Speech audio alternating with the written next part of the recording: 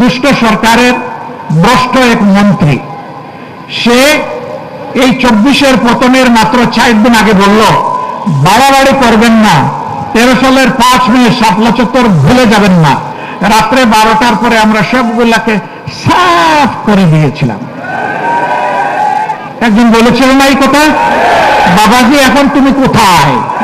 যাদেরকে সাফ করেছিলে আল্লাহ তাদেরকে খোলা আসমানের নিচে এখন জায়গা করে দিয়েছে। তুমি এখন কোথায়? কোন জঙ্গলে লুকিয়ে আছো? কোন গর্তে তোমার অবস্থান জাতি এখন জানতে চায়। আল্লাহ এই জমিন থেকে তোমাদের সমস্ত ইজ্জত সাফ করে দিয়েছে। এখন বিভিন্ন জায়গায় তোমরা পালাচ্ছ কেন বাবারা? এটা না তোমাদের মার দেশ না বাবার দেশ? আমরা না তোমাদের দাস এবং প্রজা? তোমরা না দেশের মালিক ছিলা? তো মালিকগুলা কোথায় গেলা? আসো সাহস করে। তোমরা যাদের উপর সবচেয়ে নিকৃষ্ট আচরণ করেছ, তোমরা সাক্ষী, জগৎ সাক্ষী, মাবুদ সাক্ষী, তাদের একজন মানুষ এই দেশ থেকে পালানোর চেষ্টা করেননি।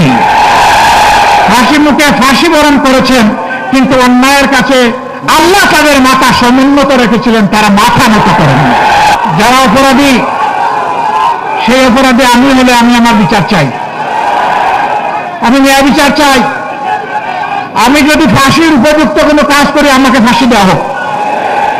আদালতে ন্যায় ভ্রষ্ট কোনো বিচার চাই না।